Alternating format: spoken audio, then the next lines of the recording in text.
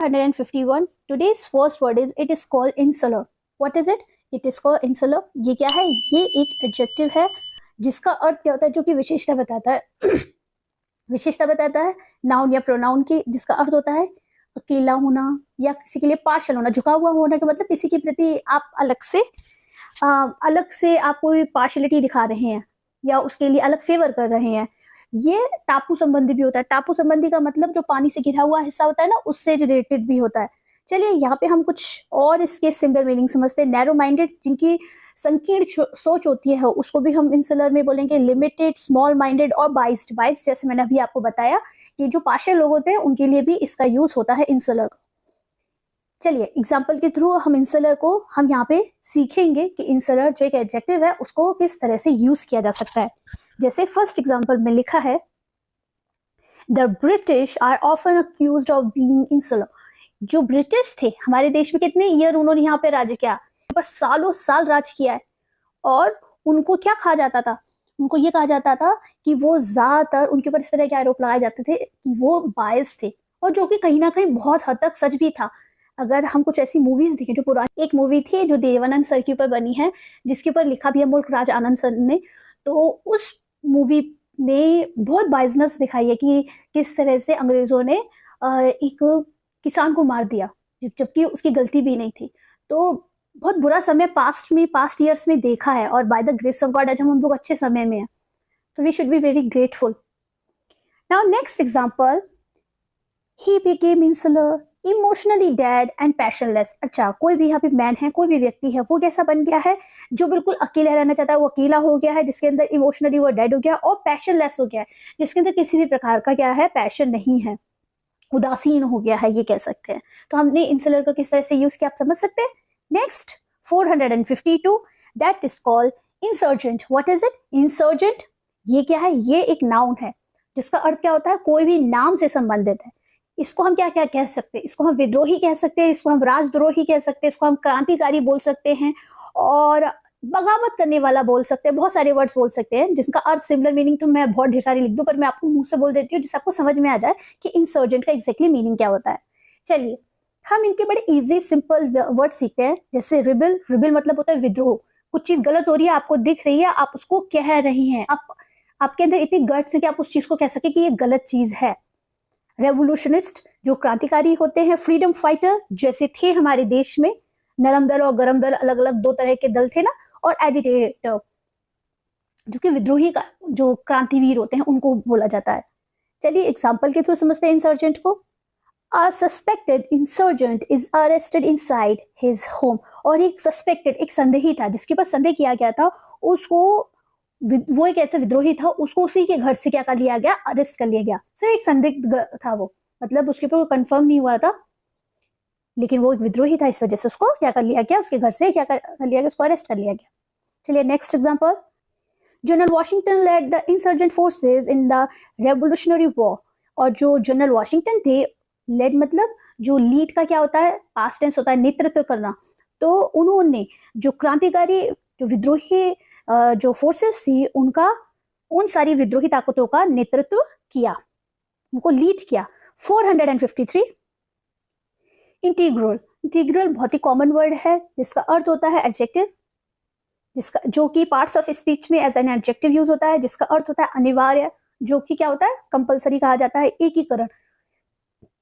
Integral का exact mean एकीकरण होता है, ठीक है, अभिन्न। लाइए इसको हम सिमिलर, बहुत ही साधारण शब्दों में समझते हैं। इसेंशियल बहुत जरूरी होता है। इनहेरेंट, इनहेरेंट जो हमें अपने पास्ट के, जो हमारे जो लोग हैं, हमारे पूर्वजों के थ्रू हमें जो मिला हुआ होता है। वाइटल जो कि बहुत इंपॉर्टेंट होता है। नेसेसरी जो कि बहुत जरूरतमंद होता है। तो ये सब सिमिलर मीनिंग्स है। किसके सिमिलर मीनिंग्स है? इंटीग्रल के सिमिलर मीनिंग्स है। चलिए हम इनको एग्जाम्पल के थ्रू समझते हैं इंटीग्रल को। Vegetables are an integral part of our diet. ये सबसे इंपॉर्टेंट चीज है। हमें डाइट जो हम लेते हैं डेली बेसिस पे, उसमें सब्जियां ज्यादा होनी चाहिए। हमें सब्जियां ज्यादा खाने वाला इंसान होना चाहिए। आजकल के टाइम में इतना ओवर फूड ब्लॉग्स वगैरह देखते लोग, मुझे नहीं पता लोग कितना खाते पीते हैं, but I personally choose to have only vegetables. मैं मोस्ट ऑफ द टाइम सिर्फ घर का खाना पसंद इसलिए करती हूँ क्योंकि आप बाहर का खाना जितना खाएंगे उतना ही अनहेल्दी आपकी बॉडी के लिए होगा। तो वेजिटेबल हमें खानी चाहिए। ये तो एक बहुत अच्छी से सीख मिल गई। चलिए नेक्स्ट एग्जाम्पल के थ्रू सीखते हैं। Music an integral part of our school curriculum. और जो म्यूजिक होता है, जो संगीत होता है, वो हमारे स्कूल में अनिवार्य अंग है। वो क्या है, मतलब वो कंपलसरी है। अच्छा, इससे रिलेटेड जब मैं वर्किंग थी तो मैंने अपने प्रिंसिपल से इस बारे में बात की। जिस तरह से म्यूजिक है और दूसरे सब्जेक्ट्स हैं, उसी तरह से पीटी जो हमारा जो फिजिकल ट्रेनिंग है, उसमें सेल्फ डिफेंस को भी एक कंपलसरी पार्ट के रूप में, मतलब टाइम टेबल में उस चीज़ को ऐड करना चाहिए, जिससे बचपन से बहुत कम उम्र से सेल्फ डिफेंस सीखनी आनी चाहिए और अच्छे ट्रेनर्स रखने चाहिए स्कूल्स में। बट क्या है कि इसको सिर्फ स्कूल नहीं इंट्रोड्यूस कर सकता है, ये सीबीएसई बोर्ड की तरफ से सारी चीज़ें होती हैं इंट्रोड्यूस, और फिर उसके बाद स्कूल फॉलो करते हैं, बट सीखना आना चाहिए। Next is 354, that is called intractable. What is it? It is called intractable. ये क्या है? ये एक एडजेक्टिव है जिसका अर्थ होता है विशेषण, जो कि नाउन और प्रोनाउन की क्या बताता है, विशेषता बताता है। जिसको हम हिंदी में क्या कहेंगे, असभ्य कहेंगे, बेअदब कहेंगे, और विकट। विकट मतलब होता है जो बहुत कठिन होता है, जिसके अंदर जो ज्यादा शिष्ट नहीं होता, मतलब जो ज्यादा, जिसके अंदर शिष्टाचार की थोड़ी कमी होती है, उसको भी हम बोल सकते हैं intractable.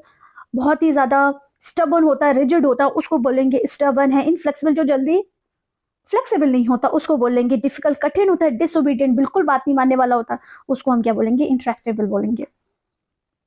We are facing an intractable problem, और हम क्या कर रहे हैं, हम एक बहुत कठिन समस्या का सामना कर रहे हैं।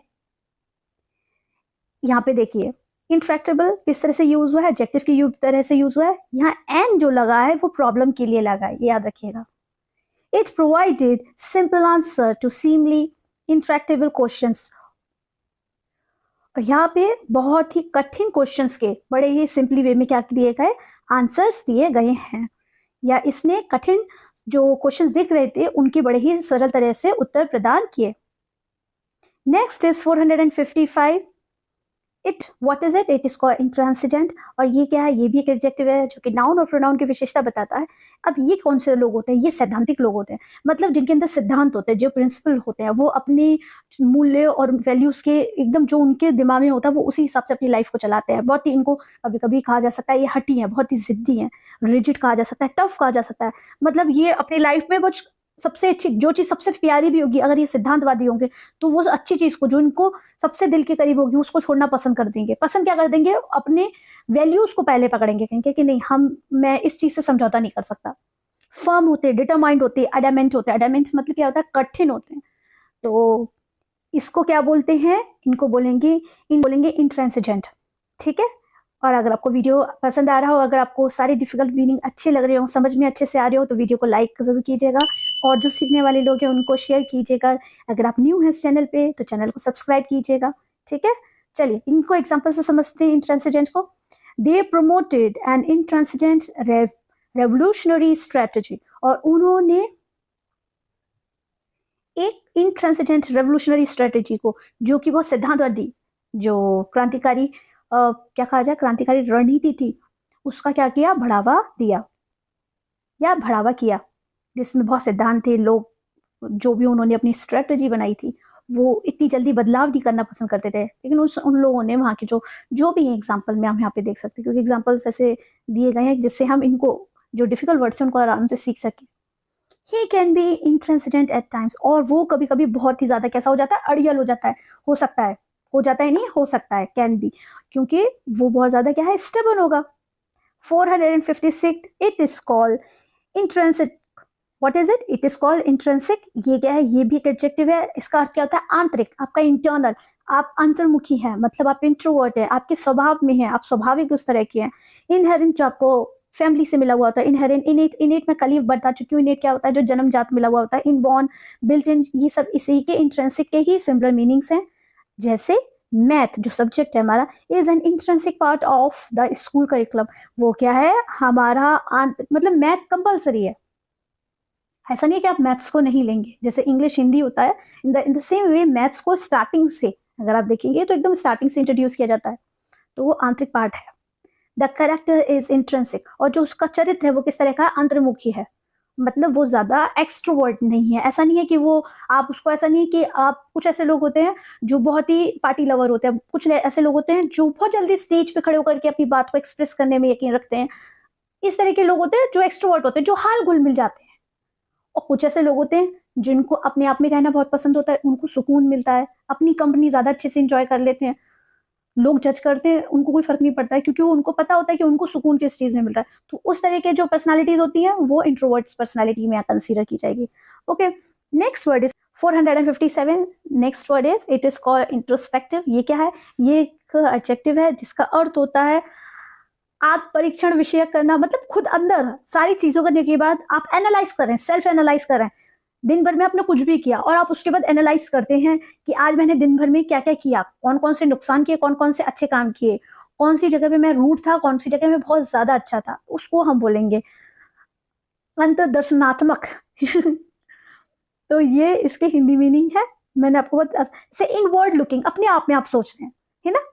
Self examining, self observing, introverted, in the same way introspective इसी में कहा जाता है कि आप खुद एनालाइज कर रहे हैं कि आपसे कहाँ गलती हुई, आपने कौन सी जगह पे अच्छा काम किया, आप क्या कर सकते थे पर आपने चुनाव क्या किया और उसको एग्जीक्यूट क्या किया। तो ये जो सब कुछ हो रहा है ये सिर्फ आप ही कर रहे हैं और ये सिर्फ आपके अंदर चल रहा है, आप ये किसी को बता नहीं रहे। तो ये किस में आ जाएगा? हमारे इंट्रोस्पेक्टिव में आ जाएगा, सेल्फ एनालाइज कर रहे हैं। This matter forces me to become introspective.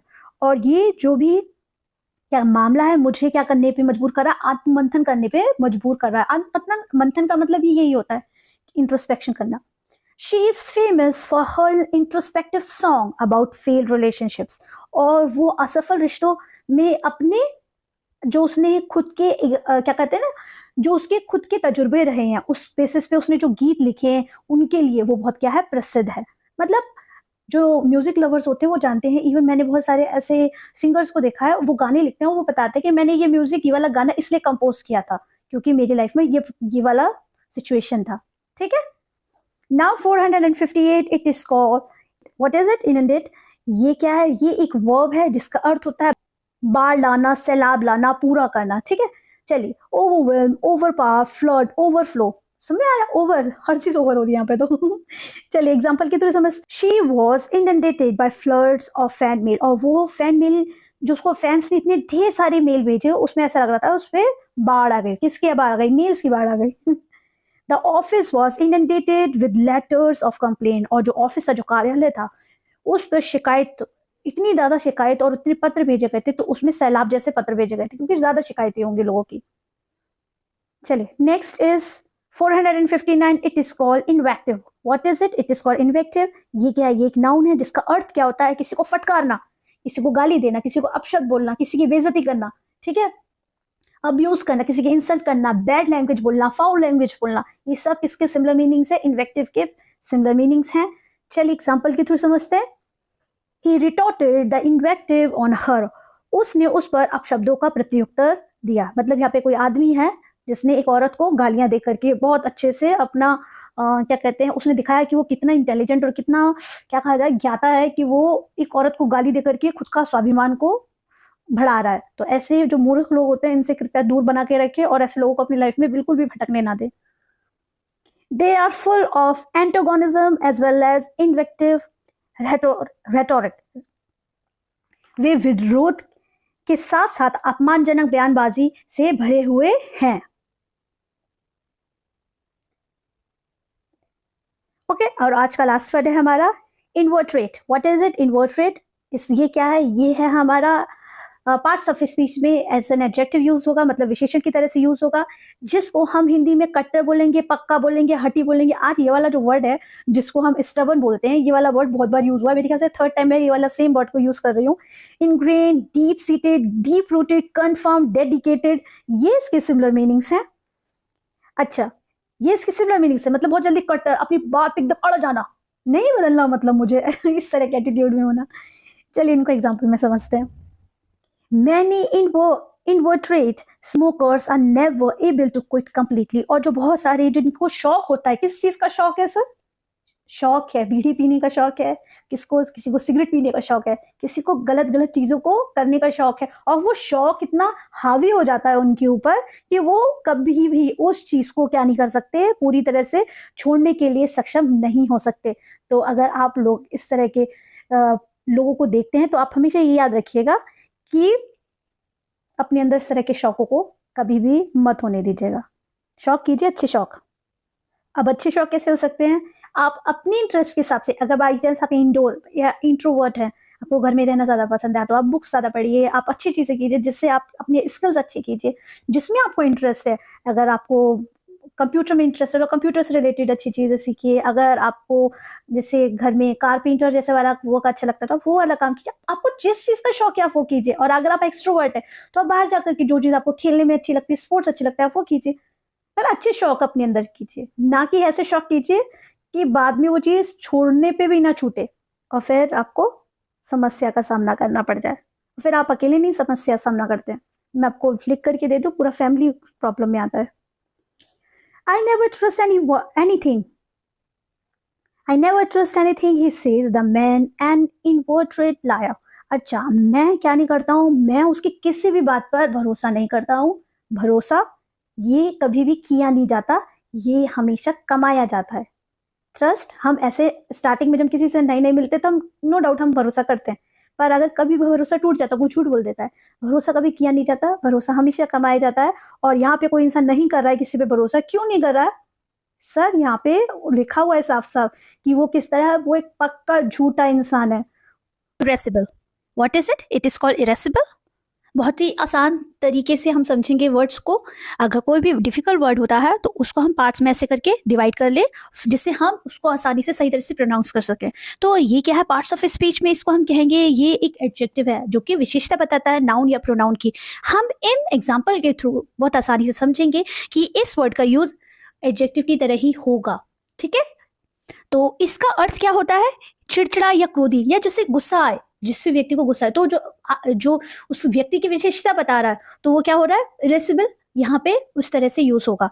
और इसके कौन से सिमिलर मीनिंग है? इरिटेबल, जैसे दिखता है ना, इरिटेट मत करो।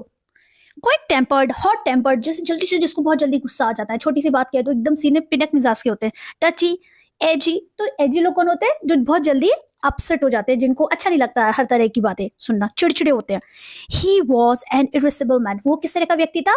जो बहुत जल्दी क्रोधित हो जाता था, क्रोधी होने वाला व्यक्ति था। तो देखिए आप, ये जो इरिसिबल है ये एडजेक्टिव की तरह यूज हुआ है, क्योंकि ये जो एन है ये किसके लिए? मैन के लिए यूज हुआ है। यहाँ पे इरिसिबल ये इसकी विशेषता, व्यक्ति की विशेषता बता रहा है। ठीक है। लेजीनेस, लेजीनेस तो समझते हैं ना, सभी लोग समझते हैं, सभी को आता है। आलस मेक्स पीपल इरेसिबल, और ये बिल्कुल सच बात है। अगर आप जितने लेजी होंगे उतने आप चिड़चिड़ होंगे। ठीक है, तो अगर आप लेजी हैं तो सुबह जल्दी उठिए और एक्सरसाइज कीजिए और बहुत अच्छे से पानी पीजिए। Now 462, it is called ironic. What is it? Ironic ये भी एक एडजेक्टिव है पार्ट्स ऑफ स्पीच में, जिसको हम क्या बोलते हैं? व्यंग्यपूर्ण। कितना आयरनी, क्या कह सकते हैं? जैसे हम ये भी कहेंगे, आयरनी क्या होती है? फिगर ऑफ स्पीच में है, जब मैं आपको फिगर ऑफ स्पीच एक्सप्लेन करूँ ना उसमें भी बताऊंगी। जैसे ताने के तौर पे हम कुछ बात कह जा रहे हैं, या कोई भी चीज़ बहुत विडंबनापूर्ण होती है, उसको भी हम आयरॉनिक बोल देते हैं। इसके साथ साथ हम इसको सार्कास्टिक बोल सकते हैं, शार्प बोल सकते हैं, एसिड और बिटर। मतलब इस तरह के जो मतलब कुछ ऐसी सिचुएशन में जहाँ पे कड़वे वर्ड बोले जाते हैं, लेकिन हम कड़वे वर्ड्स का यूज नहीं कर रहे हैं, तो किस तरह से आयरॉनिक का यूज करें? चलिए हम इसको एग्जांपल के थ्रू समझते हैं। Her music is witty and ironic, और जो उसका म्यूजिक था वो बहुत विटी था। विटी मतलब मजाकिया था और बहुत ही व्यंग्यपूर्ण था।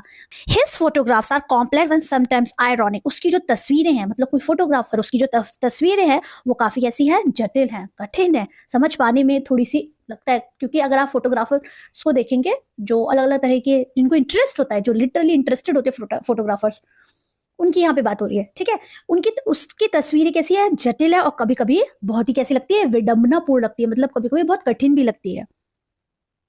Next word is 163, it is called irrevocable. What is it? Irrevocable. देखिए, इरेवोकेबल इस तरह से पढ़ लीजिएगा। इसका अर्थ ये भी क्या है? ये भी एक एडजेक्टिव है जिसका अर्थ होता है स्थिर होना, जिसका अर्थ होता है अटल होना, मतलब जल्दी बदलाव नहीं होने से होता है, सदा एक जैसे रहने से होता है। ठीक है, जैसे इररिमेडिएबल, जिसमें बदलाव नहीं किया जा सकता। अनरिपेयरेबल, जिस मतलब जैसे रिपेयर होता है लेकिन उसको रिपेयर भी नहीं किया जा सके। एब्सोल्यूट, जो बिल्कुल स्थिर है, बिल्कुल कहते हैं ना एब्सोल्यूट, बिल्कुल। परमानेंट, स्थिर है, हमेशा एक जैसा बना हुआ है। Her decision was immediate and irrevocable, और जो उसके डिसीजन थे, कोई भी फीमेल है उसके डिसीजन की यहाँ बात हो रही है कि वो इमीडिएट डिसीजन, एक तो तत्काल डिसीजन थे, और कैसे थे? जो अपरिवर्तन, मतलब जो बिल्कुल स्थिर थे, जिनमें बदलाव नहीं होता था। ठीक है, तो हमने यहाँ पे इररिवोकेबल कुछ समझा और ये कैसे यूज हुआ है, ये एज एन एडजेक्टिव यूज हुआ है क्योंकि ये विशेषता बता रहा है। किसकी विशेषता बता रहा है, यहाँ पे ये प्रोनाउन के बारे में बता रहा है। ठीक है, तो इस तरह से हम समझ सकते हैं। Old age was a phase of irrevocable and inevitable decline. और जो वृद्धावस्था होती है, जैसे बुजुर्ग एज होती है, जब हम लोग कोई भी स्टेज को देख लें, चाहे वो हम बचपने की जो बाल्यावस्था होती है, या फिर हम अडल्टहुड में आ जाते हैं, या फिर हम मिडिल एज में आते हैं, कोई भी एज का फेज देख लीजिए, तो उसमें पहली बात तो जल्दी परिवर्तन नहीं होता है कि कोई बुजुर्ग इंसान है वो बच्चा बन जाए। तो एक ये बात समझिए, ये स्थिर होती है और ये इनएविटेबल मतलब ये अनिवार्य है, ये कंपल्सरी है। तो इसको हम किस तरह से हम इसको पूरे सेंटेंस को ऐसे बोलेंगे कि जो बुजुर्ग अवस्था होती है या वृद्धावस्था होती है, ये स्थिर होती है और अनिवार्य होती है, जिसमें गिरावट का चरण होता ही है। डिक्लाइन का मतलब होता है गिरावट, मतलब बुजुर्ग होने की वजह से हम क्या होते हैं, हम डिक्लाइन स्टेज पे पहुंचते हैं, क्योंकि एक एज के बाद इट इज ट्रू, कोई भी जन कंप्लीटली जिंदगी भर तो नहीं रहता ना, एक टाइम के बाद हम सबको इस दुनिया को छोड़ना है। तो आप मुझे चाहे सोशल हैंडल्स पे फॉलो कर सकते हैं, टेलीग्राम का लिंक दिया हुआ है, टेलीग्राम को ज्वाइन कीजिए। मैं यहाँ पे जो भी वीडियोस डालती हूँ या कोई भी अपडेट होती है वो मैं टेलीग्राम पे इन्फॉर्म करती हूँ। तो अभी मैंने टेलीग्राम जो ग्रुप था उसको मैंने चैनल में कन्वर्ट किया है, तो जो लोगों ने टेलीग्राम का ग्रुप को मैंने कहा है छोड़ने को, आप लोग चैनल में ज्वाइन होइए, तो आप लोग चैनल में ज्वाइन होइए। वो इसलिए क्योंकि मैं यहाँ पे जो भी वीडियोज डालूंगी या जो भी न्यू अपडेट होगी वो टेलीग्राम पे आपको जरूर मिलेगी।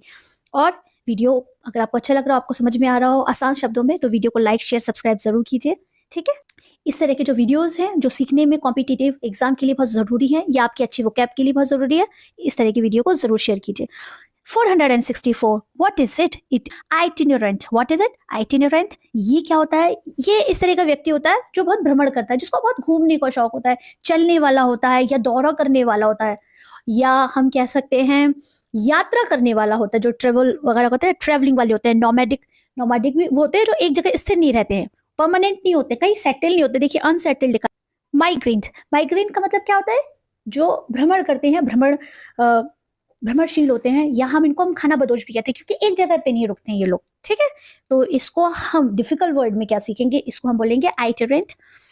चलिए एग्जाम्पल के थ्रू समझते हैं। ही इज एन आइटिनेरेंट एंटरटेनर, और वो किस तरह का उसका जो प्रोफेशन है वो ऐसा है कि वो अलग अलग जा जाकर इंटरटेन करता है, मनोरंजन करने वाला है, और वो अलग अलग भ्रमणशील है, मतलब एक जगह नहीं, हर जगह जा जाके वो इंटरटेन करता है। He is starting itinerant performance all over the world, और उसने क्या कर रहा है, वो पूरी दुनिया में भ्रमणशील प्रदर्शन शुरू कर रहा है। कोई भी व्यक्ति, हम तो आजकल देखते हैं कि सिर्फ बॉलीवुड के स्टार्स ही नहीं, अलग अलग जो आजकल के टाइम पे पब्लिकली अपने आप को बहुत अच्छा परफॉर्म कर रहे हैं। ठीक है, 465 it is called judicious. What is it, it is called, अब देखिए जी अल्फाबेट शुरू हो गया है, तो हम जी अल्फाबेट के वर्ड सीखेंगे। जुडिशियस का अर्थ क्या होता है, फर्स्ट ऑफ ऑल ये एक एडजेक्टिव है, ये भी संज्ञा या सर्वनाम की विशेषता बताएगा, जिसका अर्थ होता है उचित, जो बिल्कुल सही है। ओके, समझदार होता है, विवेकशील होता है, जो बहुत बुद्धिमान होता है, इंटेलिजेंट जिसको कहते हैं, सोच समझ के, परख के, लॉजिकल जो होता है उसको हम बोलेंगे वाइज होगा। Sensible, intelligent, logical. लॉजिकल का मतलब क्या होता है, लॉजिकल का मतलब फैक्ट्स के ऊपर डिसीजन लेने वाला। इमोशंस में डिसीजन नहीं लेगा कि भावनाओं में बहकर के कोई डिसीजन लिया जा रहा है, पर फैक्ट्स के ऊपर कि क्या सही है और क्या गलत है। ठीक है, तो हम इनको, इस जुडिशियस को हम यहाँ पे एग्जाम्पल में सीखते हैं। We should make judicious use of the resources available to us, और हमें अपने पास जो अवेलेबल रिसोर्सेज होती हैं, जो उपलब्ध क्या होते हैं संसाधनों का बहुत ही सही तरह से, उचित तरह से उपयोग करना चाहिए। ऐसा नहीं अगर आपके पास कोई भी चीज है तो आप उसको वेस्ट करें। जैसे पानी है, तो आजकल पानी कितना इंपॉर्टेंट है, पर कहीं कहीं ऐसा देखा गया कि समरसेबल किसी के घर में तो पानी को वेस्ट किया जा रहा है, तो ये नहीं होना चाहिए। ये मैंने सिर्फ एग्जाम्पल दिया है।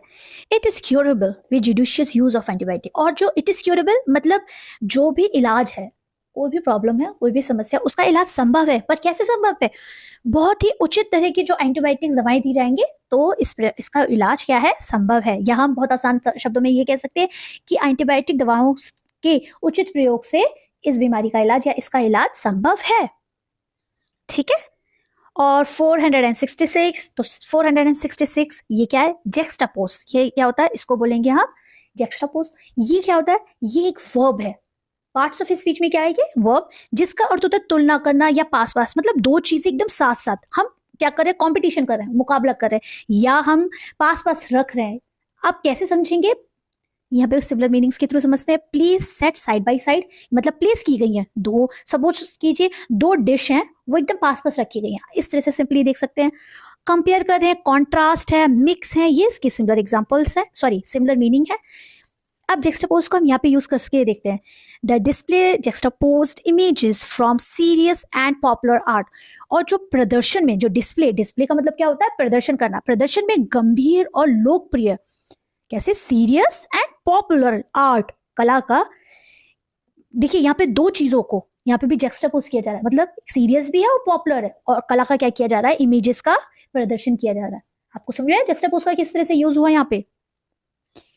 When you juxtapose the two, मतलब कोई भी दो चीजें हैं, दो व्यक्ति हैं, कुछ भी मान लीजिए, बस ओनली सपोज कीजिए, you can see the difference, आप क्या डिफरेंस पा सकते हैं, आपको क्या है, अंतर समझ में आ जाएगा, ठीक है। तो इस तरह से तुलना करने से होगा जेक्सटापोज का अर्थ। ओके, 467, इट इज कॉल्ड, ये तो पहले जब मैं बहुत छोटी थी तब तो ये चलती थी, मतलब ये गाड़ी थी, टू व्हीलर थी, काइनेटिक। अब तो एक्टिवा बहुत ज़्यादा है, और नो डाउट एक्टिवा बहुत अच्छा, मतलब मैं खुद यूज़ करती हूँ एक्टिवा को, तो मुझे आइडिया है। लेकिन काइनेटिक भी जब एकदम हम लोग बहुत छोटे थे तब तो चलती थी काइनेटिक। तो काइनेटिक का मतलब क्या होता है, अर्थ क्या होता है, हिंदी में क्या बोलेंगे काइनेटिक, गतिज, मतलब जो बहुत तेज गति से चलने वाले होते हैं ना, उसको बोलेंगे काइनेटिक एनर्जी भी होती है। तो फर्स्ट ऑफ ऑल ये पता होना चाहिए काइनेटिक ये क्या है, ये एक एडजेक्टिव है, रिलेटिंग टू और रिजल्टिंग फ्रॉम मोशन, मोशन मतलब गति से संबंधित।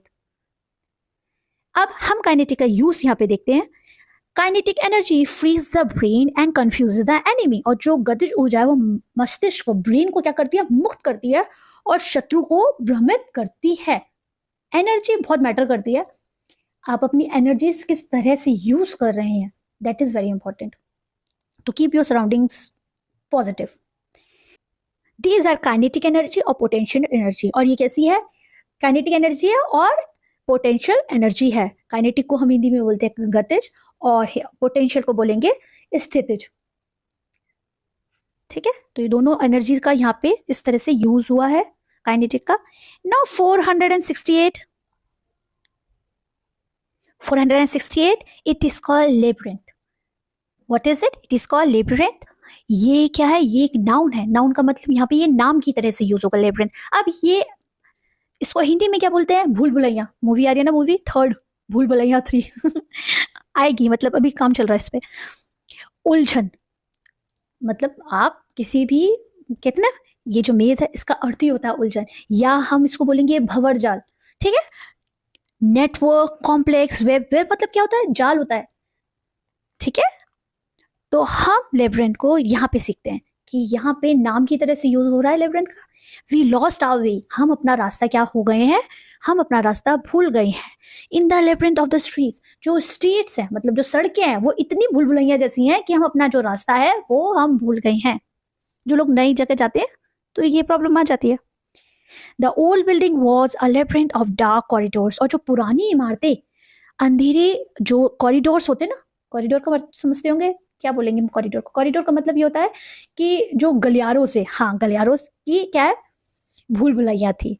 जो पुरानी इमारतें थी वो क्या थी, वो एक अंधेरी गलियारों की भूल भुलैया थी।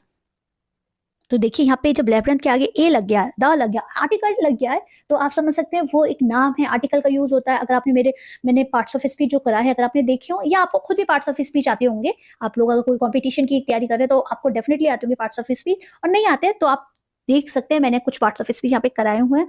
तो उसमें बताया मैंने कि कोई भी तो नाम को हम बोल सकते हैं, और कैसे पहचान सकते हैं, इनके पहले कोई भी नाम से पहले हम आर्टिकल का भी यूज करते हैं, तो हम वैसे भी पहचान सकते हैं कि ये नाउन है। ओके, 469, देखिए हम लोगों ने काफ़ी वर्ड्स यहाँ पे इस चैनल पे मैंने वर्ड पाम एडीसी डिक्शनरी के कराए हुए हैं। तो अगर आप लोग नए हैं तो वीडियो को सब्सक्राइब जरूर कीजिएगा, चैनल को नोटिफिकेशन बटन को ऑन कीजिएगा और शेयर जरूर कीजिएगा, ठीक है। Okay, 469, that is called laconic. What is it, laconic. ये एक एडजेक्टिव है जिसका अर्थ क्या होता है, एडजेक्टिव, एडजेक्टिव का अर्थ होगा विशेषण, जो होता है संक्षिप्त या लघु, मतलब ब्रीफ में, बहुत ज्यादा एक्सप्लेनेशन नहीं दिया जा रहा है, पर बहुत छोटी सी चीज में आप बात कर दे रहे हैं। ब्रीफ, कंसाइज, शॉर्ट और टू द पॉइंट, अननेसेसरी की बात नहीं, जो बात है सिर्फ उतनी बात तक आप अपनी बात कह रहे हो। शी हैड अ लकोनिक विट, और जो उसमें क्या थे, उसके अंदर सोचने की जो क्षमता थी, जो वो संक्षिप्त थी, ज्यादा नहीं थी बुद्धि। ही सेंट मी अ लकोनिक प्राइवेट मैसेज, और उसने मुझे एक संक्षिप्त में निजी संदेश भेजा। निजी संदेश, प्राइवेट का मतलब बहुत पर्सनल मैसेज भेजा। और आज का लास्ट वर्ड है दैट्स कॉल्ड लेमेंट। ये वर्ड जब मैं पोइट्री पढ़ती हूँ तो ये वर्ड बहुत बार यूज होता है, जिन जिन पोइट्स ने लिखा है, तो ये वर्ड जब जब शोक गीत, जब किसी के लिए जब लिखते हैं, ये लोग पोइट्स लिखते हैं, अपने फ्रेंड्स के लिए लिखते हैं, किसी के लिए भी लिखते हैं, तो वहाँ पे लेमेंट्स का यूज बहुत होता है। तो ये क्या है, ये एक वर्ब है जिसका अर्थ होता है विलाप करना। क्योंकि ये वर्ब है तो हम सिर्फ विलाप नहीं बोलेंगे, हम कर रहे हैं, हम एक्शन में दिखा रहे हैं, इसलिए हम इसको विलाप करना बोलेंगे, शोक को प्रकट करना बोलेंगे। ठीक है, क्योंकि यहाँ पे एक्शन किया जा रहा है। मोर्न मतलब यहाँ पे हम बहुत दुख प्रकट कर रहे हैं। ग्रीव फॉर या किसी के लिए या किसी के ऊपर किया जा रहा है। क्राई, सॉप, सॉप नहीं होता है सिसकता है ना इंसान जब दुख में, उसको बोलेंगे। तो पूरी जो लेमेंट का अर्थ होता है वो दुख से रिलेटेड होता है। He compose a lament to the dead soldier, और उसने कंपोज किया, क्या किया कंपोज, एक लेमेंट मतलब शोक प्रकट किया एक जो शहीद सोल्जर था, या जो गुजर गए थे सोल्जर, उसके लिए, मृत सोल्जर के, शहीद तो नहीं बोला जाता क्योंकि डेड लिखा है, तो डेड सोल्जर के लिए विलाप किया, कंपोज किया। कंपोज क्या किया जाता है, पोम कंपोज की जाती है। The children lament the death of their mother, और जो बच्चे थे, ये सबसे मतलब that is really difficult thing. तो बच्चों ने अपनी माँ की मृत्यु पर क्या करते हैं, विलाप करते हैं। तो ये बहुत ही सेंसिटिव सा लास्ट वाला जो मैंने एग्जांपल दिया, lampoon, what is it, it is called lampoon. ये पार्ट्स ऑफ स्पीच में क्या है, इसको हम वर्ब कहते हैं, मतलब ये किसी भी तरह के काम को, कार्य को करने के लिए कहा इस वर्ड का यूज किया जाता है, जिसका हिंदी में अर्थ होता है व्यंग करना। व्यंग करना तो मैं कल ही बता चुकी हूँ, किसी को सार्कज़म में बात करते हैं, या हम कह सकें कि किसी की हंसी उड़ाने से होता है। इसके साथ साथ इंग्लिश में हम इसको क्या बोलेंगे, मॉक करना। मैंने जैसे अभी आपको बताया, जब किसी का मजाक उड़ाते हैं, रिडिक्यूल करना, टीज, किसी को हम परेशान कर रहे हैं, टीज कर रहे हैं, मेक फन ऑफ, तो ये किसके सिमिलर मीनिंग है, लैम्पून के हैं। चलिए लैम्पून को हम एग्जाम्पल के थ्रू समझते हैं। His cartoons mercilessly lampoon the leading politician of the day, और जो उसके कार्टून थे, मतलब कार्टून से भी बहुत सारी जगह प्रेजेंटेशन किया जाता है ना, तो उसने ऐसे कार्टून बनाए कि उससे जो राजनेता थे, प्रमुख राजनेता को बेरहमी से उसका व्यंग किया गया, मतलब मजाक बनाया गया। The style Shelley is using here is that of popular lampoon। जो पीवी शैले थे, यहाँ पे जो शैले हैं, वो इंग्लिश में रोमांटिक एज के बहुत ही प्रोमिनेंट फिगर थे। उनकी जो स्टाइल थी वो किस तरीके थी, बहुत ही पॉपुलर लैम्पून, उन्होंने उस स्टाइल का यूज किया, मतलब ज्यादातर व्यंग किया उन्होंने ना, जो उनकी स्टाइल को हम बोलेंगे हिंदी में शैली का। और जो पीबी शैले थे, ये रोमांटिक एज को बिलोंग करते थे। इसके साथ साथ ये बहुत कम उम्र में गुजर गए थे, जैसे कि जॉन कीट्स 25 ईयर्स के अंदर ही गुजरे थे, और जो पीबी शैले थे वो 30s में, अपनी 30 और 31 ईयर्स के उस एज में गुजरे थे।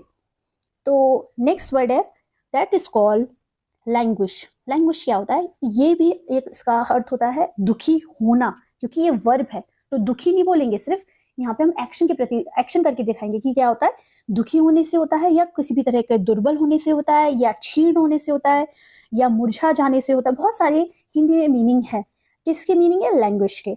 अच्छा चलिए अब इनके इंग्लिश में मीनिंग भी समझ लेते हैं। इनका अर्थ होता है ग्रो वीक, डिक्लाइन। कल मैं एक एग्जांपल बता रही थी जिसमें मैं ओल्ड एज का एग्जांपल बता रही थी, जिसमें डिक्लाइन वर्ड का यूज हुआ था, तो मैंने बताया भी था डिक्लाइन का अर्थ क्या होता है। डिक्लाइन का अर्थ होता है दुर्बल होने से होता है, मतलब आप एक एज के बाद आप कमजोर हो जाते हैं। सफर करना, सफर का मतलब दुख झेलने से, ठीक है। रॉट का मतलब होता है सड़ने से। तो यहाँ पे लैंग्वेज के ये सिमिलर मीनिंग है, ठीक है। चलिए एग्जाम्पल के थ्रू समझते हैं लैंग्वेज का यूज। यहाँ पे ये वर्ब की तरह यूज हुआ है कि नहीं। शी कंटिन्यूज टू लैंग्वेज, देखिए टू लैंग्वेज, ये वर्ब की तरह यूज हो रहा है कि नहीं, इन फॉरेन प्रिजन। और वो जो कोई भी महिला है, क्योंकि यहाँ पे शी का यूज हो रहा है, प्रोनाउन है, यहाँ पे कोई महिला है वो विदेश की जो जेल थी उसमें क्या कर रही है, वो सड़ रही है, यहाँ पे वहां पे वो बहुत सफर कर रही है, आप इस तरह से बोल सकते हैं। सड़ना गलत वर्ड लग रहा है मुझे। Your soul will language for eternity, और तुम्हारी आत्मा, तुम्हारी आत्मा क्या होगी, हमेशा के लिए दुखी रहेगी। कोई जन किसी को नेगेटिव कमेंट कर रहा है, शायद किसी का दिल बहुत ज्यादा दुख गया किसी के through. 473 it's called largest. What is it, it is called largest. ये क्या है, ये एक नाउन है। नाउन का मतलब यहाँ पे ये नाम की तरह यूज हो रहा है। ये इसको हम हिंदी में क्या बोलते हैं, इसको हम बोलते हैं उदारता या दरिया दिल, या जिसका अंदर बहुत ही काइंडनेस होती है, दानशील होता है, जो बहुत ही जनरस होता है, उसको बोलेंगे। देखिए ये नाउन है तो ये भी नाउन ही होंगे। अब इन वर्ड्स को समझते हैं कैसे, जेनरोसिटी, चैरिटी, फिलैंथ्रोपी। मैंने ये वाला जो वर्ड है, ये मैंने जब रूट वर्ड्स कराए सेशंस में, उसमें इस वर्ड का भी यूज करना सिखाया, काइंडनेस। तो ये सब किसके सिमिलर मीनिंग्स हैं, ये लार्जेस्ट के ही सिमिलर मीनिंग है। चलिए एग्जाम्पल के थ्रू समझते हैं। They are non benefiting from public largest, और उन्होंने जो पब्लिक से मिलता है, मतलब सार्वजनिक जो उदारता से कोई भी लाभ नहीं हो रहा है, मतलब जो पब्लिक के थ्रू जो भी फायदा होता है उससे कोई भी उनको कोई लाभ नहीं हो रहा है, और पब्लिक से फायदा क्यों इतना लेना है। There is also no reason to expect that consumers, consumer मतलब क्या होता है, कंज्यूमर मतलब होता है जो उपभोक्ता होते हैं, will become less depend on government largest। अच्छा, इसको बहुत ही आसान शब्दों में समझते हैं कि यहाँ पे लार्जेस्ट का यूज किस तरह से हुआ है। There is no reason to expect, कोई जरूरत नहीं है, ये किसी भी तरह की उम्मीद करने की जरूरत नहीं है। क्या चीज की उम्मीद करने की जरूरत नहीं है कि जो कंज्यूमर्स हैं या उपभोक्ता है वो गवर्नमेंट के दरिया दिली पे या जो गवर्नमेंट के जो फायदे होते हैं उस पर क्या हो जाएगी, उस पर निर्भर हो जाएंगे। ठीक है, इस तरह से आप लार्जेस्ट का यूज कर सकते हैं। Now next word is, it is called latent. What is it, latent. ये एक एडजेक्टिव है पार्ट्स ऑफ स्पीच में, जो कि एक विशेषण होता है। ये नाउन और प्रोनाउन की विशेषता को बता रहा है, मतलब जिसका अर्थ क्या होता है, अव्यक्त करना, छिपा हुआ होना, या हम कह सकते हैं गुप्त, या हम कह सकते हैं अप्रत्यक्ष। अप्रत्यक्ष जो दिखाई नहीं देता है, ठीक है। प्रत्यक्ष जो होता है जो हमें सब दिखाई देता है, पर अप्रत्यक्ष होता है कुछ टैलेंट है पर हमें ये इनर टैलेंट है, तो उस बेसिस पे हम कह सकते हैं। अच्छा, इसके सिमिलर मीनिंग्स है इनएक्टिव, अनयूज्ड, हिडन और अनरिवील्ड। ये सब इसके सिमिलर मीनिंग्स हैं। चलिए लैटेंट का यूज हम एग्जांपल के थ्रू करते हैं।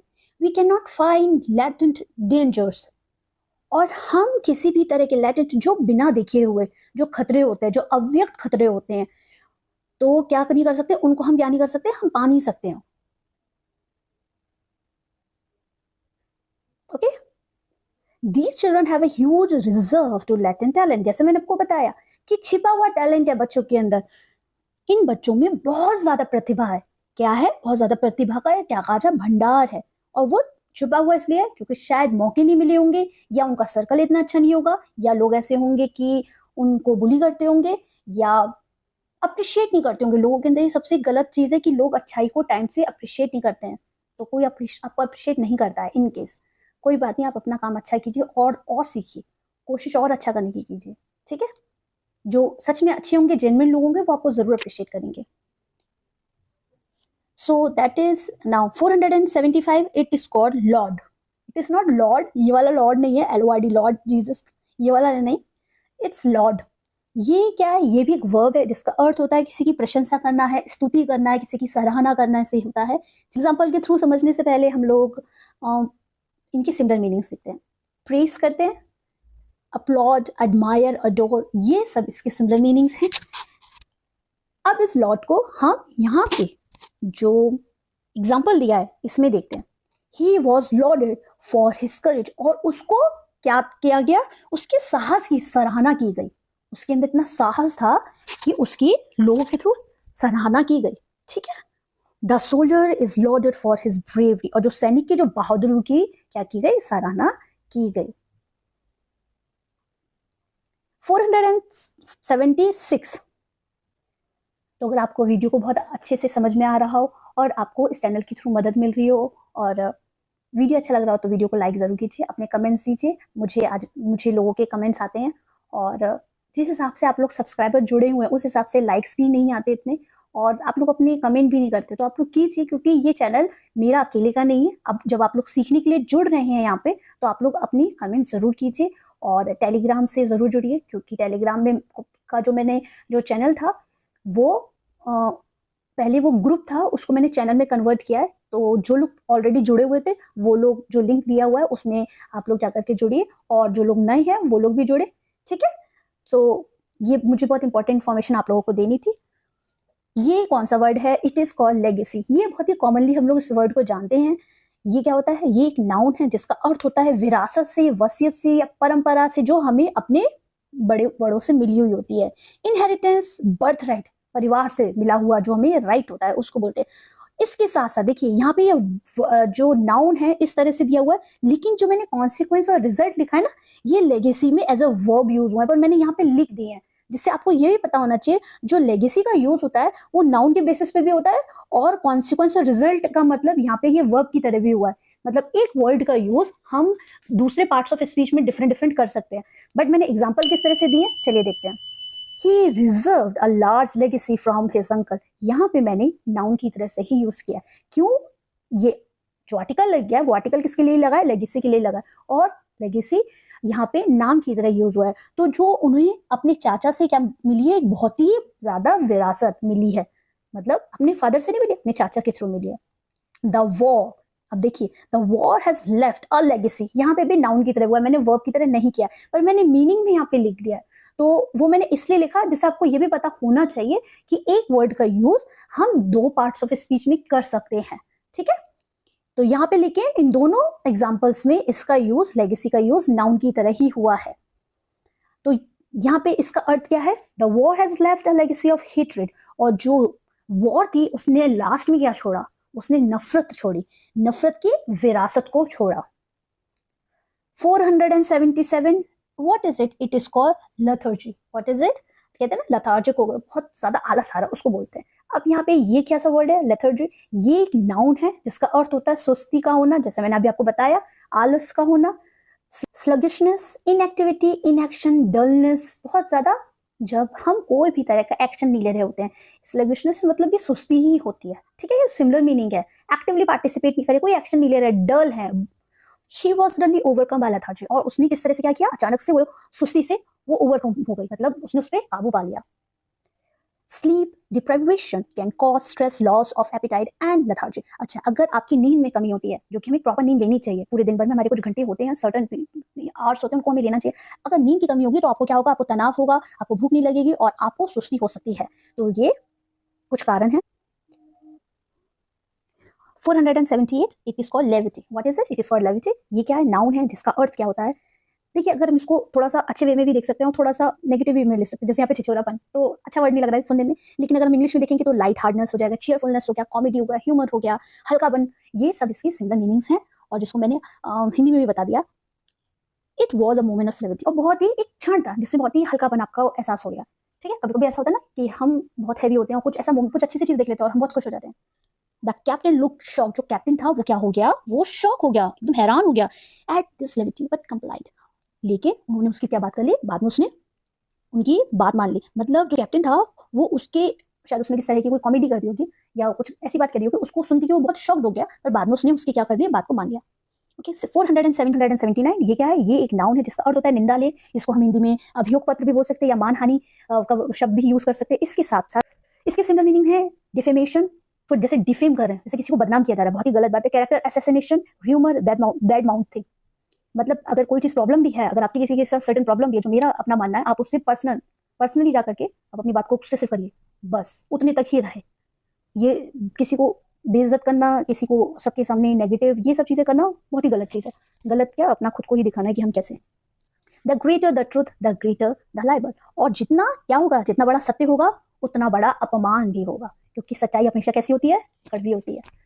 She had a liable action against the magazine pending, और जो उन पर, मतलब जो भी महिला हो, उन पर पत्रिका के खिलाफ, मैगजीन के खिलाफ जो मानहानि की जो कार्रवाई थी वो पेंडिंग थी, ठीक है।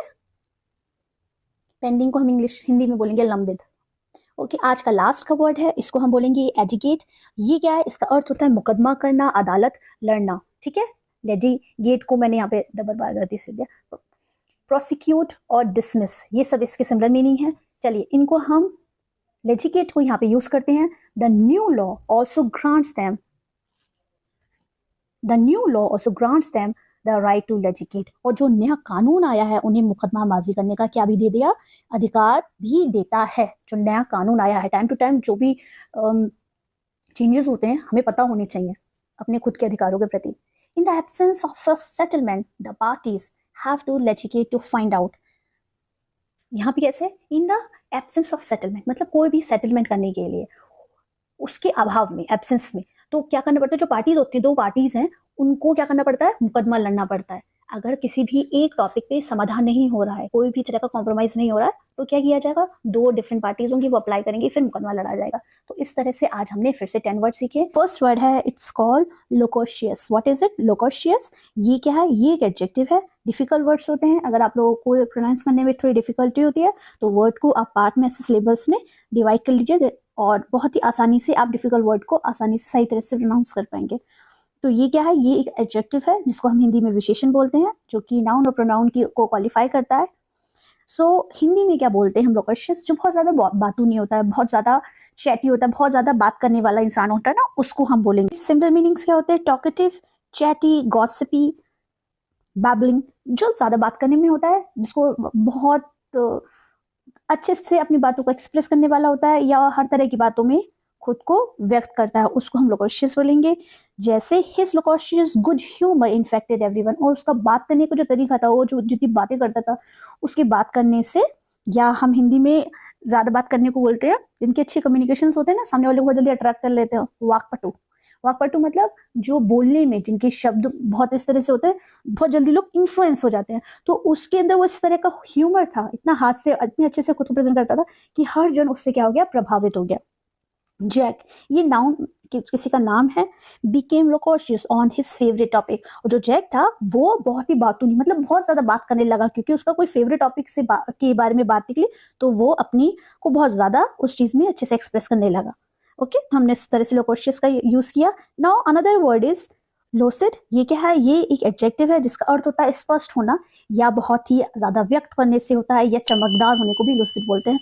और इसके सिमिलर मीनिंग्स क्या होते हैं? इंटेलिजिबल, कॉम्प्रोहेंसिबल, अंडरस्टैंडेबल, जो समझने बहुत ही जल्दी अच्छे से योग स्पष्ट हो। और कोजेंट, कोजेंट मतलब होता है बहुत ही ठोस या जोरदार। तो ये सब इसके सिमिलर मीनिंग हैं। चलिए हम लूसिड को इन एग्जाम्पल में समझेंगे कि इस तरह से लूसिड का यूज हो सकता है। His style is very lucid, और जो उसकी स्टाइल है, लिखने की स्टाइल हो या बोलने की स्टाइल हो, कल ही बताया था स्टाइल का मतलब होता है, हिंदी में बोलते हैं शैली से, तो वो कैसी है? बहुत ही स्पष्ट है, वो बहुत ही स्पष्ट तरीके से अपनी बात को व्यक्त करता है। His explanation was lucid and to the point, और उसका जो एक्सप्लेनेशन था, समझाने का तरीका था, वो जिस तरह से स्पष्टीकरण कर रहा था अपने टॉपिक को, वो बिल्कुल टू द पॉइंट था। तो आप लोग मुझे चाहें सोशल मीडिया पे भी फॉलो कर सकते हैं, टेलीग्राम से जरूर जुड़िए, क्योंकि टेलीग्राम का जो चैनल है वो अभी रिसेंटली बनाया है, और आप लोगों को टेलीग्राम से जुड़ने से ये होगा कि जो भी मैं यहाँ पे वीडियो बनाती हूँ वो मैं वहाँ पे अपडेट करूँगी, या कोई भी रेलेवेंट इन्फॉर्मेशन होगी वहाँ पे मैं अपडेट करूँगी। 483 लुगुरियस। ये क्या है? ये एक एडजेक्टिव है जिसका अर्थ होता है शोकाकुल, या खराब, या गंदा, मतलब बहुत, या क्या आज कहा जाए, उदासी से भरा हुआ, उसको हम बोलेंगे।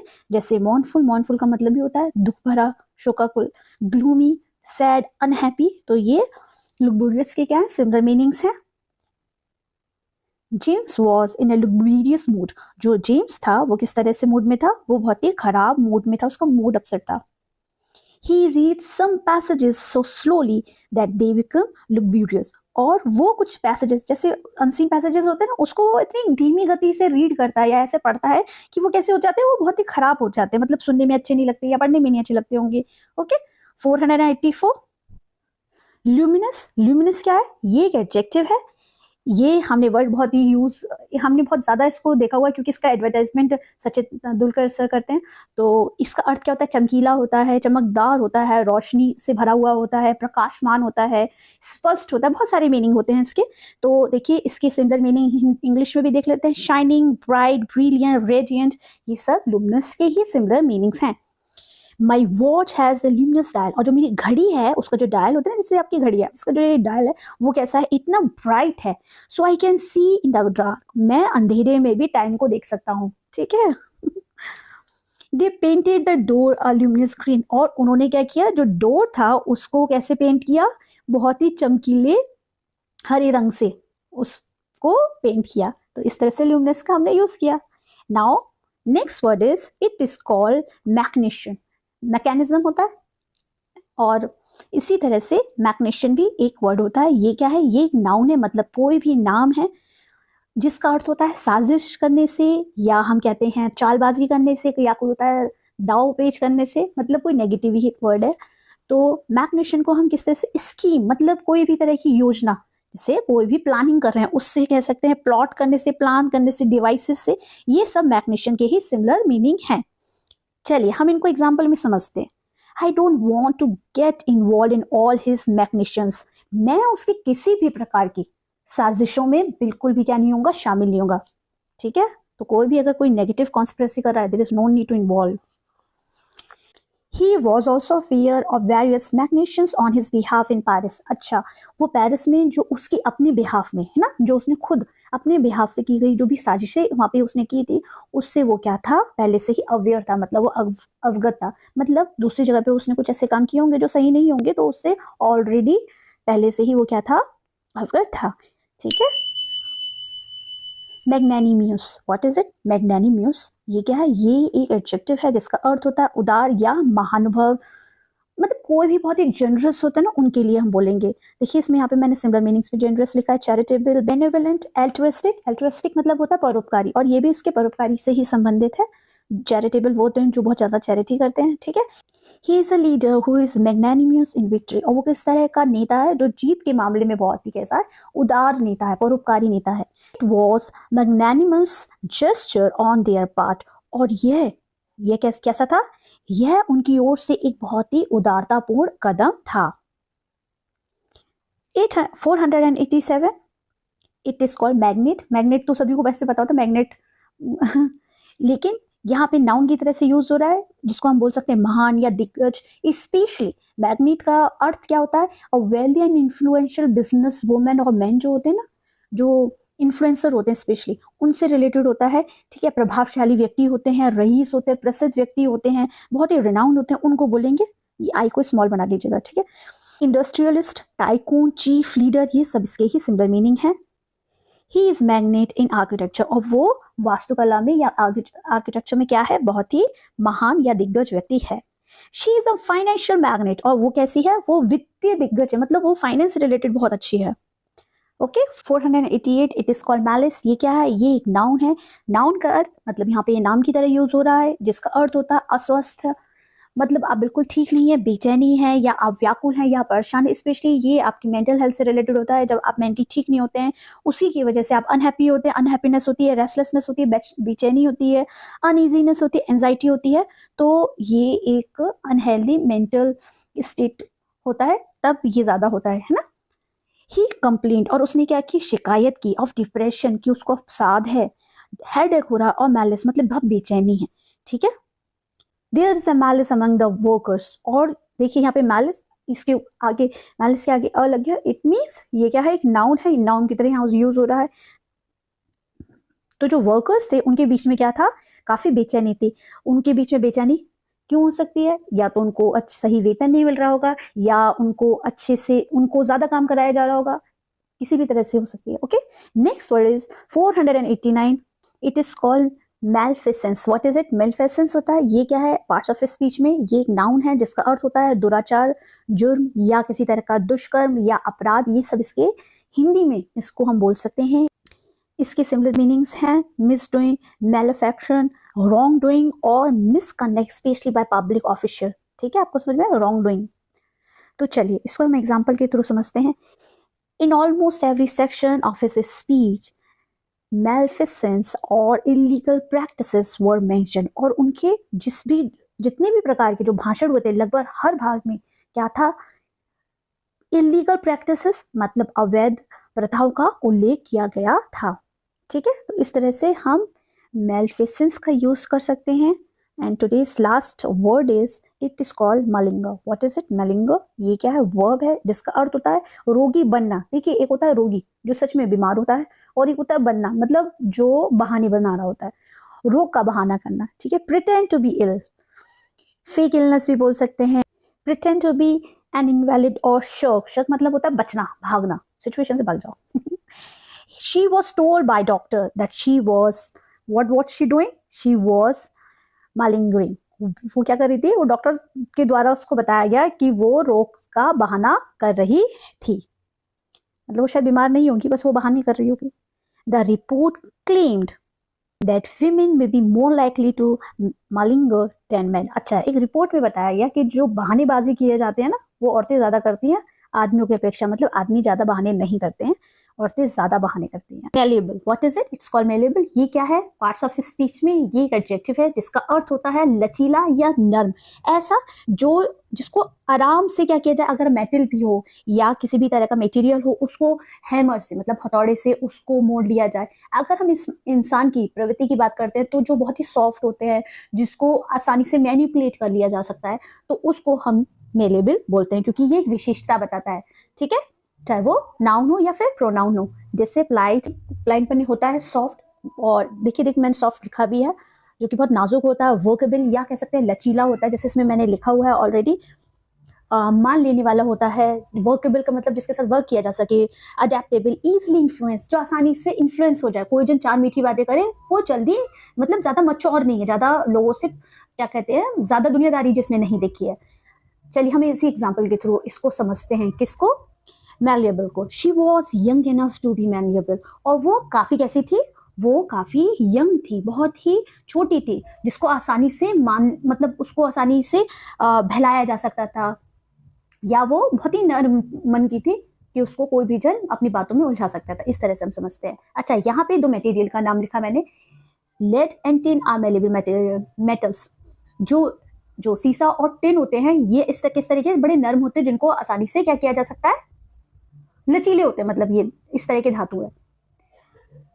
492 दैट्स कॉल्ड मैनिफेस्ट। मैनिफेस्ट आजकल तो वर्ड बड़ा कॉमन है, लेकिन इसका अर्थ क्या होता है? फर्स्ट ऑफ ऑल ये ध्यान रखिए, ये एडजेक्टिव है जिसका अर्थ होता है जाहिर करने से, स्पष्ट करने से, और इसके साथ साथ प्रकाशित करने से, प्रत्यक्ष रूप से आपको चीजें दिखती है, उसके लिए होता है ऑब्वियस, क्लियर, एविडेंट, जो स्पष्ट है, मतलब आपको चीजें दिख रही हैं, एक्शंस पे दिख रही है। एक्सप्लिसिट, स्पष्ट, सेम मीनिंग। चलिए हम इस एग्जाम्पल को सीखते हैं। The anger he felt is manifest in his painting. और जो उसने गुस्से को फील किया, तो उसने क्या किया अपनी पेंटिंग्स में। मतलब लोगों का अपना अपना गुस्सा जाहिर करने का तरीका होता है। कुछ लोग होते हैं वो एक्सरसाइज बहुत करते हैं, कुछ लोग होते हैं जो खुद को बिल्कुल दूर रखते हैं। और यहाँ पे एक व्यक्ति है जो कि एक आदमी, जिसको गुस्सा उसने कहाँ पे अपना प्रेजेंट किया, पेंटिंग्स को ज्यादा उसने अच्छे से उसकी पेंटिंग्स को देख के फील कर सकते हैं, जाहिर किया। ही इज मैनिफेस्ट लाया, और वो बहुत ही एविडेंट रूप से, मतलब बहुत ही क्लियरली झूठ बोलने वाला व्यक्ति है। 493 दैट्स कॉल्ड मैनिफेस्टो। अब देखिए manifest and manifesto both are different. यहाँ पे मैनिफेस्टो का मतलब क्या होता है? ये एक नाउन है जिसका अर्थ होता है किसी भी प्रकार का घोषणा पत्र, या हम कह सकते हैं ऐलाननामा। ठीक है, जैसे कोई भी तरह का प्लेटफॉर्म है, वहां से हम कोई भी घोषणा की जा रही है, डिक्लेरेशन, अनाउंसमेंट, पब्लिकेशन, इस तरह के जो ये इसके सिमिलर मीनिंग्स हैं। हम मैनिफेस्टो को कैसे समझेंगे? हम मैनिफेस्टो को एग्जांपल के थ्रू यहाँ पे देखते हैं मैनिफेस्टो का किस तरह से यूज हुआ है। चलिए, I was involve in the preparation of labours manifesto. और वो मैं जो लेबर के जो घोषणा पत्र की तैयारी में क्या था, शामिल था।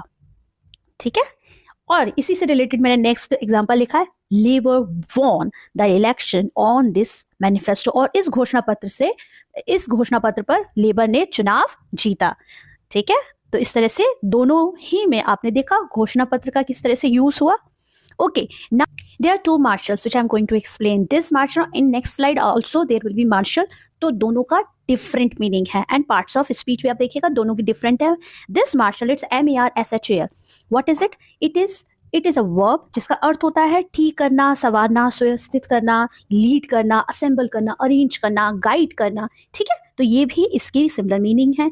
चलिए हम इसी मार्शल को यहाँ एग्जाम्पल में समझते हैं। The marshal rode at the head of the parade. और जो मार्शल परेड में वो सबसे क्या कर रहा था, वो लीड कर रहा था, वो सबसे आगे चल रहा था। He was appointed fire marshal. और उन्हें फायर मार्शल क्या किया गया, नियुक्त किया गया, कोई डेसिग्नेशन होगा। Okay, now this marshal 495 that's called which is related to martial arts. तो इसको क्या कहते हैं हिंदी में, जिसका अर्थ होता है जो सैनिक से रिलेटेड होते हैं, जिनको युद्ध से संबंधित जो होता है, सेना से संबंधित होता है, फौज से संबंधित। ठीक है, जैसे मिलिट्री से, आर्मी से, ब्रेव। और ये मार्शल कहीं ना कहीं अग्रेसिव भी होते हैं, क्योंकि जिस तरह के आप एक्शंस में इन्वॉल्व होते हो, उस तरह की कहीं ना कहीं आप में विशेषता या उस तरह के गुण भी आते हैं। इस मार्शल को हम एग्जाम्पल के थ्रू समझते हैं। Martial arts originated in the east. और जो मार्शल आर्ट है उसकी उत्पत्ति कहाँ हुई है, पूर्व में हुई है। ठीक है, he faced a court martial for disobeying orders. अब यहाँ पे ये जो कोर्ट मार्शल है which is related to army, तो यहाँ पे आदेशों की अवहेलना, मतलब जो आर्मी के इंस्ट्रक्शंस थे उनको फॉलो नहीं करने की वजह से वहाँ पे उनको क्या करना है, किसका सामना करना पड़ा, जो कोर्ट मार्शल है उसका सामना करना पड़ा। 496, it is martyr. What is it? It's called martyr. ये क्या है? ये एक नाउन है जिसका अर्थ होता है शहीद। अभी 2-3 दिन पहले मैंने एक एग्जाम्पल बताया था जिसमें शायद किसी सैनिक को मारने के लिए बोला गया था कि वो मर गया। There is a difference. What is the difference? जो शहीद होते हैं वो किसी बिलीफ्स के लिए, अपने देश के लिए, कुछ उद्देश्य के लिए उन वो शहीदों में गिने जाते हैं। ठीक है, तो there is difference, you must know about it. Put to death, kill, देखिए उनको मारा गया। Crucify, a person who is killed because of their religions और अदर बिलीव्स। ठीक है, तो ये जो शहीद का अर्थ होता है ये अपने आप में ही बहुत ही गर्व होता है। There was a friend of mine who told me, मतलब मैं उनसे बात कर रही थी तो शायद उनके फादर थे किसमें, आर्मी में थे। तो ऐसी कुछ बात हुई तो मैंने उनसे इससे रिलेटेड जब बात की तो उन्होंने कहा कभी भी आर्मी वालों को, जब भी कोई आर्मी उसमें किसी भी वॉर में मारी जाती है तो उसको कभी हम मारने वालों को नहीं बोलते, हम उसको कभी ये नहीं बोलेंगे कि वो मारा गया, हम उसको बोलेंगे कि वो शहीद हुआ, क्योंकि ये बहुत ही गर्व की बात होती है। तो we should always consider this. और मैं तब से इतना ध्यान रखती हूँ कि कहीं मेरे मुंह से कभी ऐसी कोई चीज़ ना निकले कि किसी की भावनाओं को अच्छा ना लगे। ठीक है, क्योंकि स्पेशली किसी शहीद के लिए और उसकी फैमिली के लिए बहुत ही आहत की बात होती है। तो we should be extremely sensitive and concern about all of them. So let's learn this martyr. ये मार्टर को हम यहाँ पे देखते हैं किस तरह से यूज़ किया जा सकता है। चलिए इस मार्टर को हम यहाँ पे एग्जाम्पल में समझते हैं। It is better to be martyr than a confessor. Confess करने से बेहतर ये है कि मैं शहीद हो जाऊँ। ठीक है, killing him would only make him martyr. मैंने अगर मतलब उसको मारने से ये होगा कि वो शहीदों में गिना जाएगा या शहीद हो जाएगा। तो इस तरह से हमने मार्टर का यूज़ किया जो कि एक नाउन था। अच्छा, ये मैंने यहाँ पे ज़्यादा लंबा लिख दिया पर इसका बहुत ही साधारण सा मीनिंग है, क्योंकि उसमें इस तरह से ही थोड़ा सा एक्सप्लेनेशन में था तो मैंने उसको एज इट इज़ लिख दिया। What is it? It is called matriculate. वैसे इसका मतलब होता है मैट्रिक को पास करना, या इसके साथ साथ इसका अर्थ होता है भर्ती किया हुआ या शामिल किया हुआ। ठीक है, मैंने यहाँ लिख दिया है। ये क्या है? ये एक वर्ब है। अब इसको हम इंग्लिश में कैसे समझेंगे? To be formally admitted. किसी भी यूनिवर्सिटी में आपके स्टडी के लिए आपका एडमिशन हो जाए कॉलेज में, या आप इनरोल कर ले member of body and specially on college and university. तो सिमिलर ही है, बट एक्सप्लेनेशन में थोड़ा सा लग रहा था कि मैं दोनों को लिख दूं तो मैंने दोनों को ही लिख दिया। Now let's learn this matriculate. He had been matriculated in the university. और उन्होंने विश्वविद्यालय में क्या कर लिया गया? उन्हें भर्ती कर लिया गया था या इनरोल कर लिया गया था। 3 years later he matriculated for advance study. और 3 साल के बाद उन्हें क्या एडवांस स्टडी के लिए क्या किया गया? भर्ती किया गया।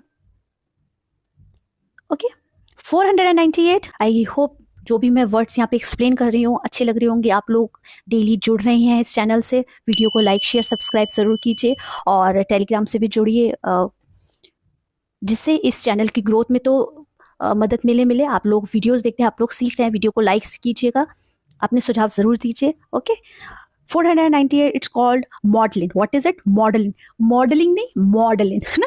तो मॉडलिंग क्या होता है? ये मतलब होता है बहुत ही अति भावुक। पहली बात तो ये एक एडजेक्टिव है जिसका अर्थ होता है जो कि व्यक्ति या किसी भी नाउन और प्रोनाउन की विशेषता बताता है। तो ओवर सेंटिमेंट मतलब एक होता है थोड़े से भावुक होता है, बहुत ज़्यादा इमोशनल। क्लोइंग मतलब होता है जो बहुत ही उदास होता है या उबाने वाला हो जाता है, उसको हम बोलेंगे। Jimmy turn modelling after 3 drinks. और जहाँ उसको 3 ड्रिंक मिल गई, मतलब उसको, अब मैं ड्रिंक के बारे में क्या बात करूं, तो वो बहुत ज़्यादा क्या हो गया? बहुत ही इमोशनल या भावुक हो गया। She stopped. और उसने क्या किया? स्टॉप किया। क्या करना स्टॉप किया? भावुक मूवी देखना। ये बात सच है, बिल्कुल भी अननेसेसरली की चीज़ें मत देखिए, दिमाग खराब होता है।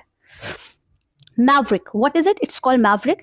ये क्या है? ये एक नाउन है जिसका अर्थ होता है आवारा, हम कह सकते हैं मनमौजी, या बहुत ही घुमक्कड़ होता है। चलिए इसको हम हिंदी इंग्लिश के और सिमिलर मीनिंग्स जानते हैं। Individualist, free spirit, unorthodox person, original, मतलब ही नहीं है, दुनियादारी में एकदम, दुनियादारी से दरकिनार इंसान। He has always been a bit of a maverick. और वो हमेशा से थोड़ा सा ही मनमौजी टाइप का व्यक्ति रहा है। You are a maverick and you will try anything. और तुम क्या हो? आप कैसे हो? आप मनमौजी हो, आप कुछ भी करने की कोशिश करोगे। तो ये है आज का last word, it's called maxim. Maxim मतलब क्या होता है, ये एक नाउन है जिसका अर्थ होता है कोई भी तरह की कहावत या सिद्धांत या नीति वचन होते हैं ना, जो कि अच्छे वचन होते हैं, स्पेशली प्रोवर्ब। तो पूरा एक चैप्टर है, मैं पहले भी बता चुकी हूँ इस रिलेटेड वीडियो में, बाइबल में। इसके और सिमिलर मीनिंग्स क्या होते हैं, saying, adage, proverb, dictum, epigram, ये सब इसके ही सिमिलर मीनिंग्स है, मतलब जो मोस्ट ऑफ द टाइम कही जाती हैं। हम बहुत सारी कहावतें होती हैं जो हमारे पेरेंट्स बोलते हैं, हमें याद हो जाती हैं, और फिर बड़े होते हैं तो हम तो बुक से खुद पढ़ पढ़ के सीखते हैं।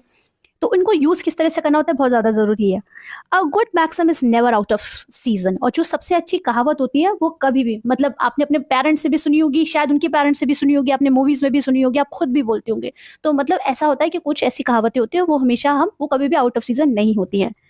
ये लास्ट एग्जाम्पल है, और इसमें मैंने एक मैक्सिम दिया है जिससे हम आसानी से समझ सके। She lived by the maxim, और उसने क्या किया, वो इस कहावत पर कायम रही। वो क्या रही, इस कहावत पे कायम रही। और वो कहावत क्या थी, ध्यान से सुनिए। Do right, risk consequences.